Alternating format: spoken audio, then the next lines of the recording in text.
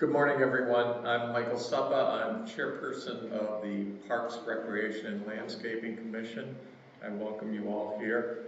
I want to tell a brief story. About a month ago, I attended a Buffalo Sabres Boston Bruins playoff game up in Buffalo. And I never thought there'd be a link between that game and today's ceremony. However, something occurred there that soon went viral across the country and really across the world. Buffalo's KeyBank Center is the only sports arena in the United States that plays both the Canadian and American national anthems before games. And they do that whether a Canadian team is there or not, and they do it at the NCAA tournament, etc. And they've done it for over 50 years in deference to the folks that live across the river in Canada and who attend almost every sporting event that occurs at that arena. Well, at this particular playoff game, the mic went dead just as the singer was about to start the Canadian national anthem. She kind of had a perplexed what now look on her face and was a bit anxious. And then all of a sudden, 19,000 fans in unison joined in and sang an a cappella version of the Canadian national anthem. The reaction afterwards was immediate and very positive in this country, and especially in Canada. There were letters that Canadians wrote from as far away as the Yukon and British Columbia to the Buffalo newspaper, stating that they might never ever come to Buffalo, New York, but Buffalo would always have a special part in their heart. What happened that night was people honoring and celebrating others, and that's what we do in part today. We celebrate the USA and our community and what we are, but we also celebrate, recognize, show respect, and honor others that help pave the way and make part of our history that we celebrate today. And maybe, just maybe, sharing this day with others who are part of our history makes us feel a little bit better about ourselves. So with that, I'd like to welcome Reverend Dr. Joseph McGarry of the Episcopal Mission of Warren County, who will lead us in the invocation.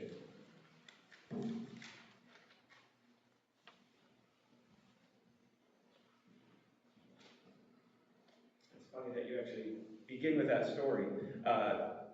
I've lived outside of America since about 2008.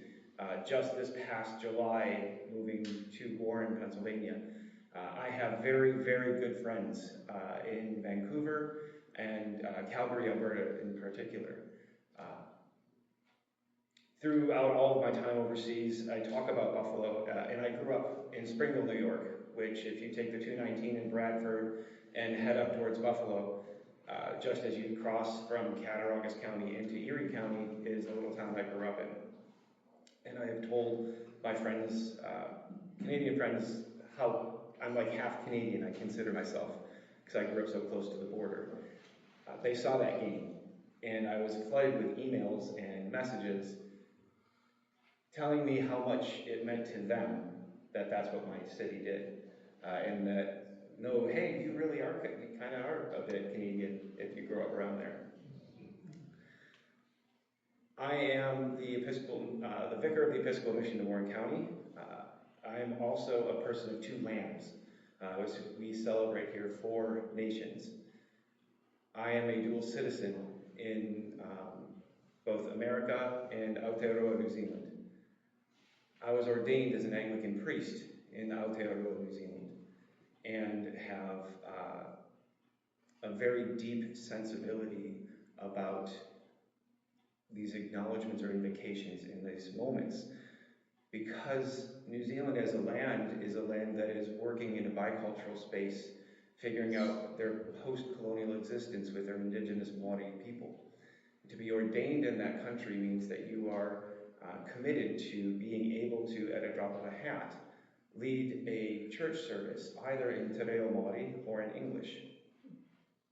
Invocations like this are a very important thing within Te Reo Maori and Te Ao Maori culture. It's a culture of leading. Many indigenous populations around the world will talk about humanity as existing in this space between God, land, and people.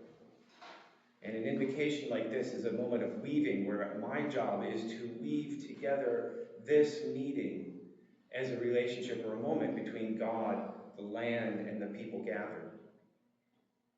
And so I'm going to give what is called a pepeha, and I'm going to do it in Te Reo Māori. And I want you will notice I repeat a word, mihi, and a mihi is an acknowledgement, and you will hear me mihi to God, mihi to the space that we're in, mihi to the community, and to the Seneca Nation, who are the traditional custodians of the land upon which we are. After I do that, I will actually tell you who I am in relationship to a mountain, which you'll recognize a word, a lake, and a river. And that's how you as people will know where I come from. And when you know where I come from, you have a sense of me. The last thing I'll say is my name, because it's actually the least important part of me being introduced to you, and then invoking the presence of God amongst us for what we'll celebrate today. Sound good? Sure, oh, great idea. He nore he korori ki te atua, he mauna romo ki te whenua, a whakaaro pai ki ngā tangata katoa. Kei te mihi ki te ariki, ngā mena katoa I hanga. Kei te mihi ki tēnei wharekarakia o Juani Tapu, tēnā koe. Kei te mihi ki te mana whenua o te whenua, o te Rohene, ko Seneca Nation. E tū ana tēnei wharekarakia I roto I te whenua rato, no reira, he mihi kia rato. Kei te mihi ki te rangatira o tēnei hui I roto I tēnei wharekarakia, ko Mike Holtz.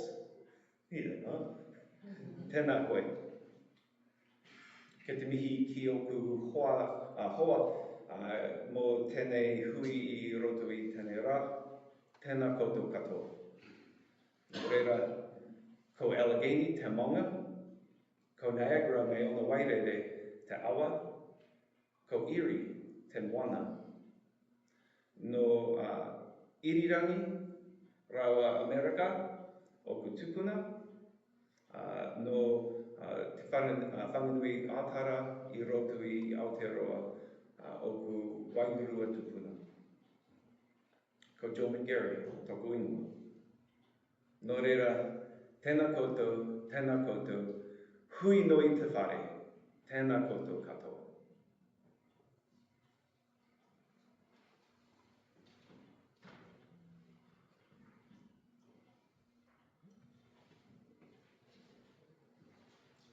Thank you, Reverend Joe.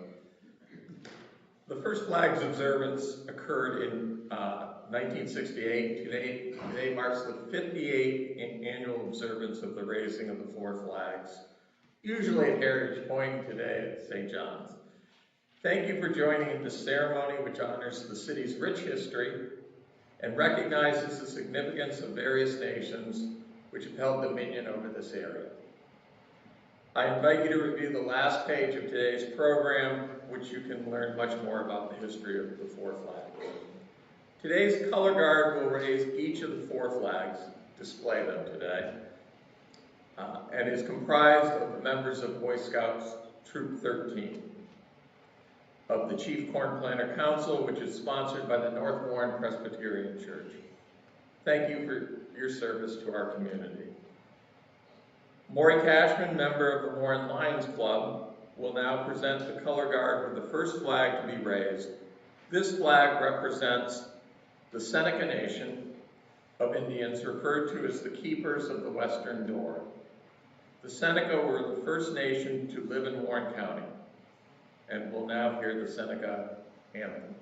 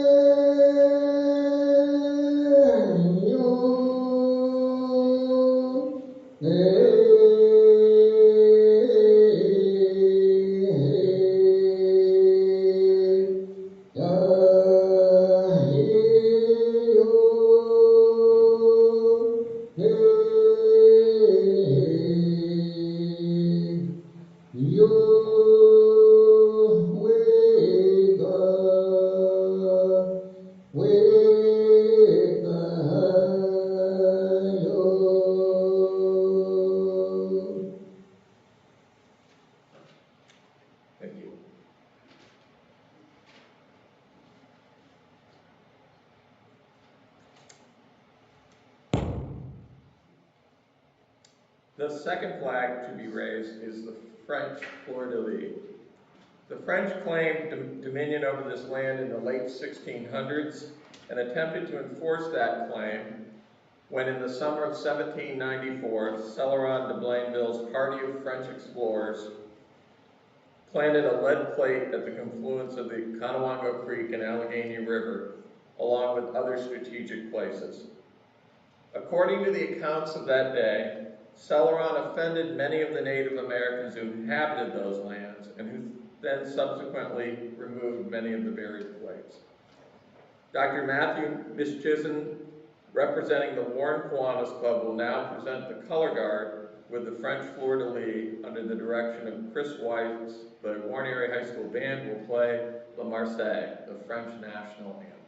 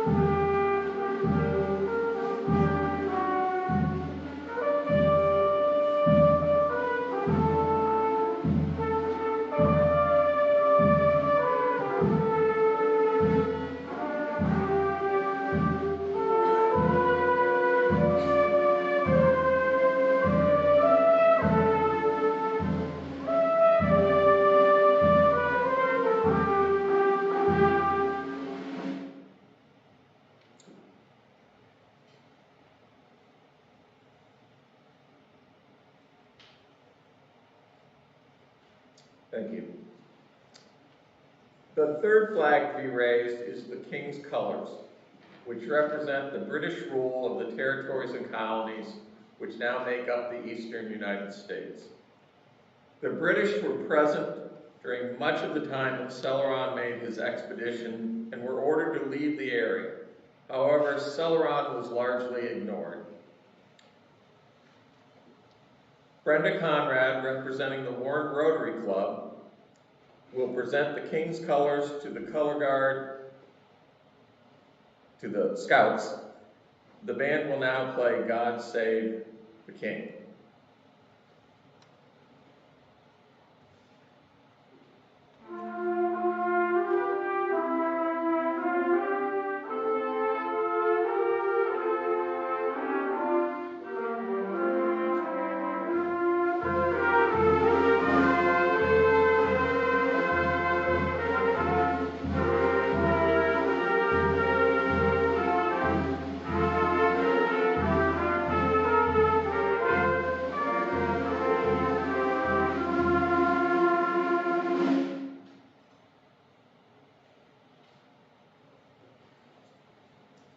Thank you.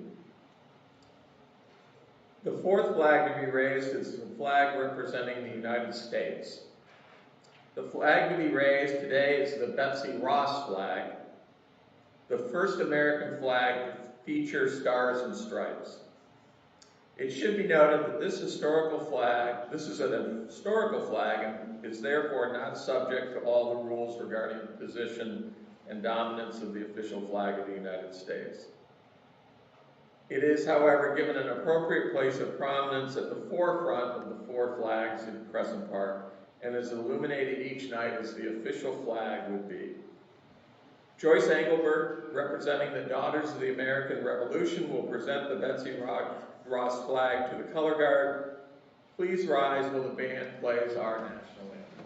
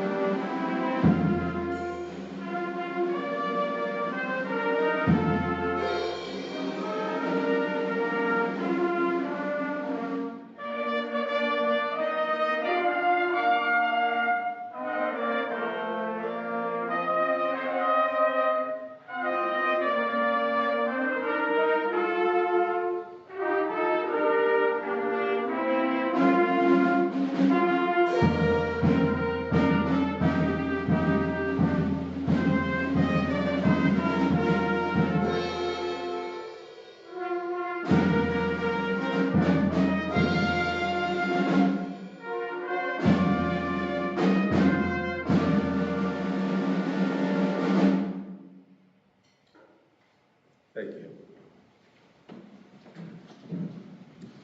Today, we recognize and honor Michael Paul Marinkovich, a U.S. Army veteran and dedicated public service with strong ties to the Warren, Pennsylvania area.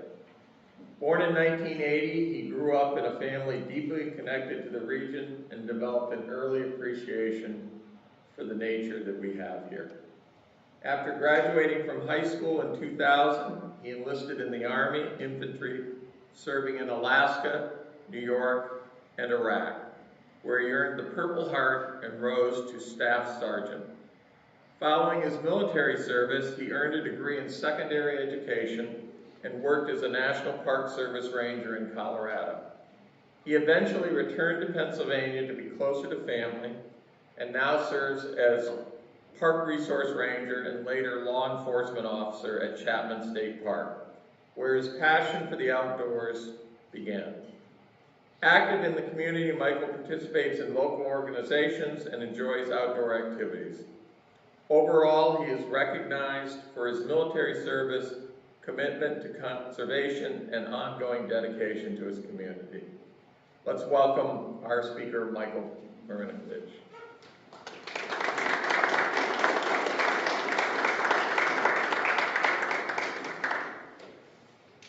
Thanks, Mike, appreciate it. Thanks everybody for coming out. Can everybody hear me okay? All right, perfect. Thank you to the Scouts for your presentation. Thanks to the band. Is the band back there? Can bring them in here, can you, please? They have to do it when the guy with the mic says so. They have to.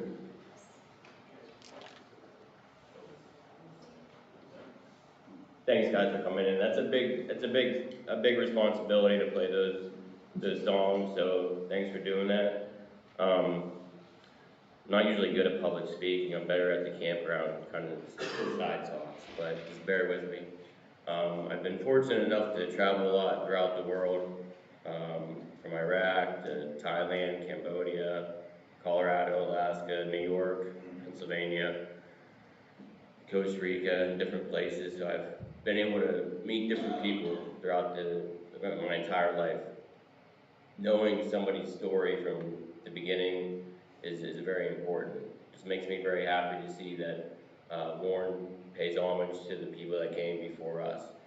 I've come to realize if you take a little bit from everybody you meet and every group of people that you meet, it'll make us well-rounded, and we can really be more effective if we understand somebody else's full story.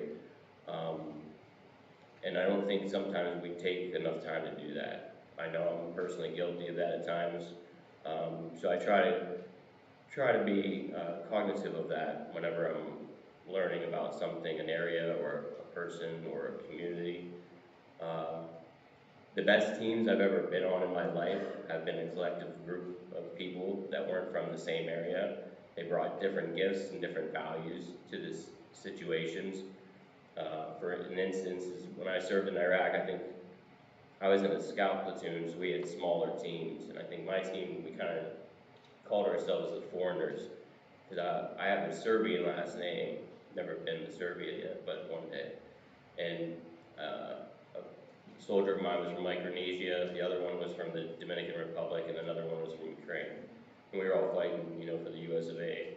And we got a lot of good things accomplished because everybody kind of brought something different to the table. So I was very, very happy to be able to serve with those folks. For you kids, this is probably, hopefully you take something away from today, some type of a message that will add to your arsenal of tools to help guide you through life. The other kids in the band and whatnot, and other kids that just came out, hopefully you take something away from one of the people that spoke today.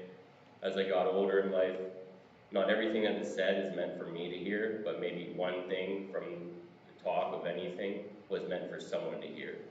So ideally, anybody that's in this room, everything that was said might not affect you, but maybe one thing resonated with you. And that's a powerful thing.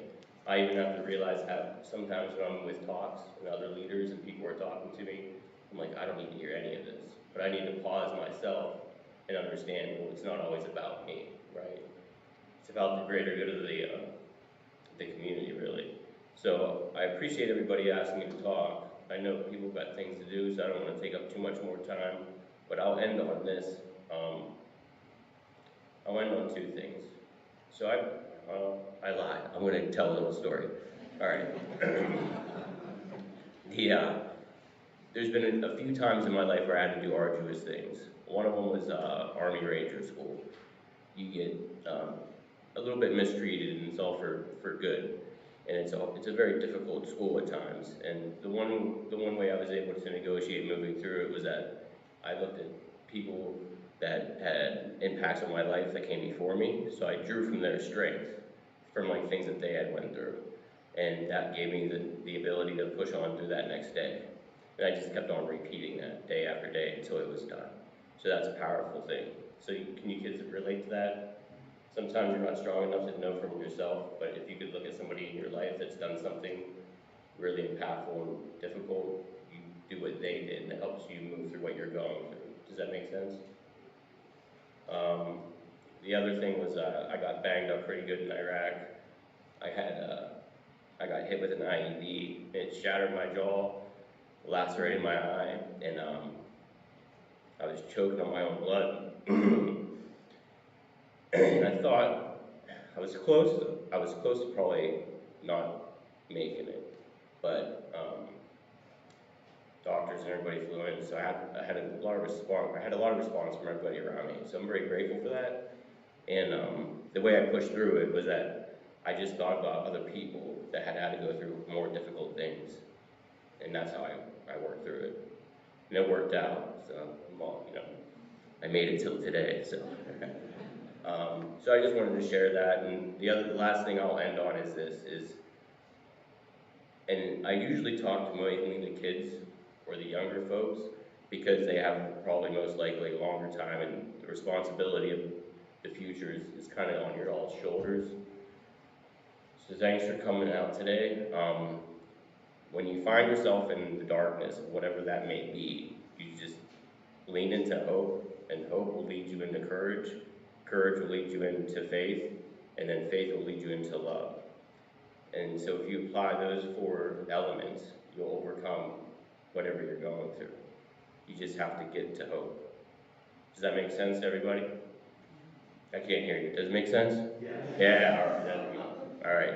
Well, thanks everybody for your time today. Everybody have a good Memorial Day weekend, and I'll see you up at Chapman, I guess, right?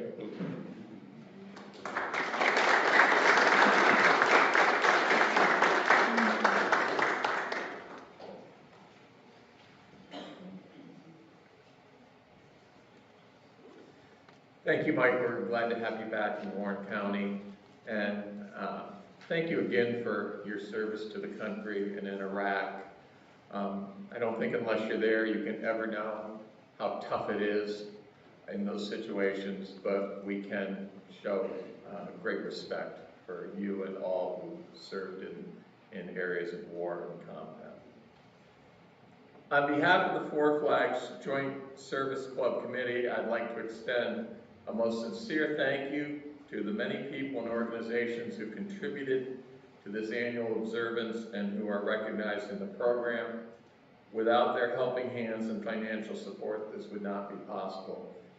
I think the fact that this is now in its 58th year is really a testimony to the commitment to this annual event and what it means.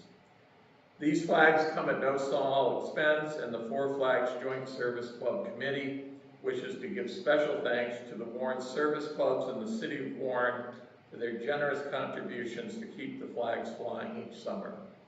Thank you for attending today's event, and have a safe, happy, and maybe a little bit of a dry Memorial Day weekend.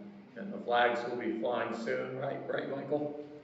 And so make sure you take a visit to Crescent Park and see them. Thank you so much.